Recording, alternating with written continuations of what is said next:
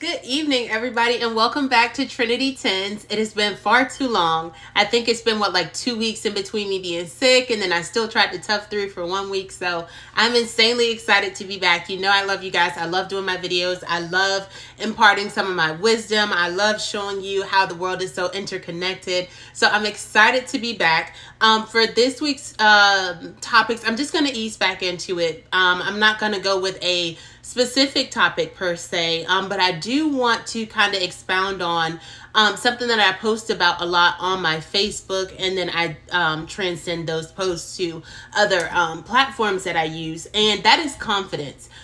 Building business confidence is something that takes a long time. It is something that is formulated through research. It's something that's formulated through developing your skills, right? Your R&D. On top of that, it's a internal thing. It's something that you fortify on the inside based on your passion. It's driven by your passion, so to speak. For you to walk into a room where you don't know anyone, or to walk into a room full of giants within your industry, it takes confidence for you to even be there, for you to even muster up the strength to walk into the room. And then when you have to engage, or when you have to speak and network with people, you're going to need that confidence to subside any fears you may have, or any intimidation you may feel. It's kind of hard to walk in a room full of giants and feel like one of them, right? But you have it in you. And something I do with Trinity Professional Group and my small business coaching is I really want to take you from being the individual, or take you from having that employee mindset, and put you in the mindset of a business owner. I want you to walk into the room and be confident like Jeff Bezos. I want you to walk into the room, and I don't know if you watch Shark Tank, and be as comfortable as Mr. Wonderful and all the other people who may be on that show, Damon, whomever. Whenever you walk into a room, you are also a business owner. You are a fellow business owner. You are not some menial person who doesn't matter just because your profit may not be as huge as theirs is. You are still important.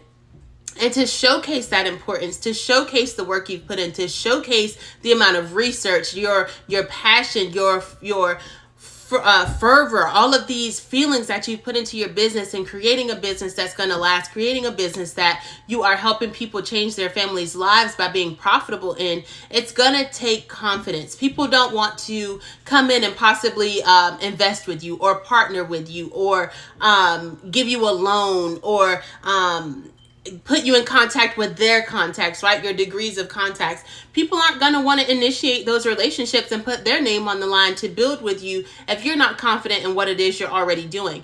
For some people, confidence is based on their achievements. For some people, confidence is based on who they're connected to, or who they're in the room with. And then there are others who just have it naturally and believe in their company even when other people can't see it, right? So when I work with my small business owners, this is probably the most important thing, and it's why I carve out things like your niche, your competitive advantage, your target market, because you need to have the confidence to speak to this certain group of people, and not only just your certain group of people who you hope that will become customers or clients. You also need to speak to people who are within your industry to understand why they need to respect you as well, why they need to know that you are now a coming competitor. You're here to stay. You're here to fortify your foot within that industry. And while being in that industry, you would love to make connections, but they're not necessary, right?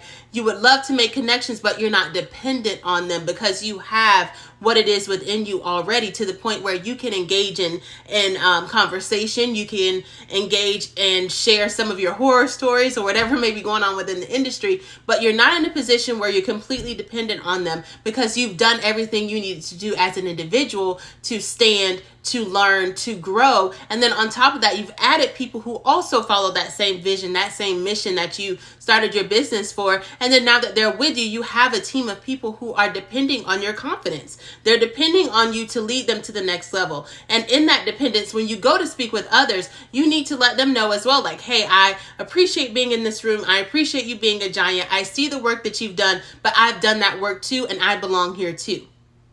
So that is a huge part of what I do in my small business coaching.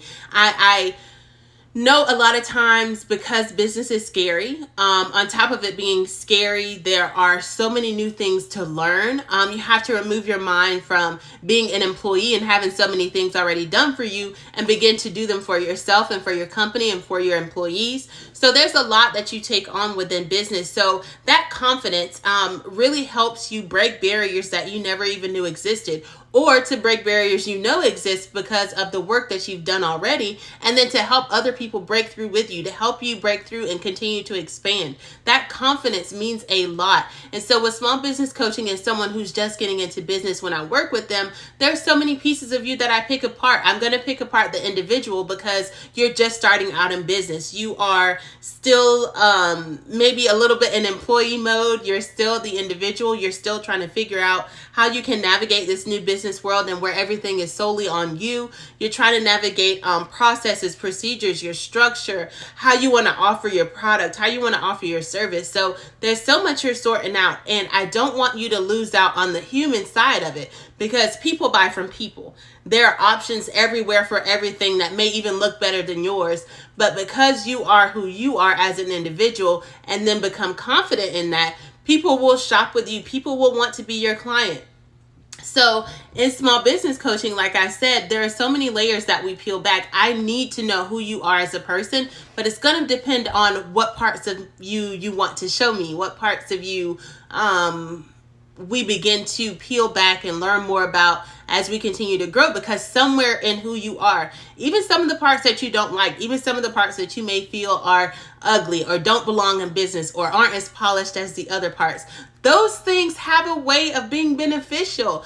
I am a nerd. I love pens. I love books. I love reading. I love learning. So for me to be a consultant, this allows me to transcend any industry, transcend any subset of even an industry, because I have the ability to learn, and I'm confident in that, right? I'm confident in my ability to learn. I'm confident in my ability to take what I've learned and then apply it across any industry, despite what some people may say only fits for one industry. My confidence is in my ability to learn, retain information, and apply that information regardless of what the scope may be. So that's where my confidence lies. So when I work with you, you may feel like, oh, I'm not as polished. I don't know how to walk into a room and talk to people. I don't know how to engage. I don't know how to tell them about my company. I don't know maybe even what niche I want to niche down in, or where I want to go, or what I want to do. So once we peel back some of these fears or some of these insecurities or some of these areas that just need a little polish, a little buffing on them, this will help you to build that confidence. This will help you to go from a local networking event to a networking event of not just your peers, but your peers that are in another industry even. So let's say with me being a consultant and I go to a banking networking event. Just because I'm with bankers doesn't mean I don't fit, because I could need a loan to expand to another area. I could need a loan to create a satellite office. I could need a loan to roll out a new software for consulting or something like that, right? So I need other people in different industries. So when I walk in confident, I'm letting them know like, hey, yeah, if we decide to work together, if you decide to invest in me, you know you're going to get your return, because I am like this, because I am like that, because I am this. I have taught my team. I have structured my business to be like this, like that.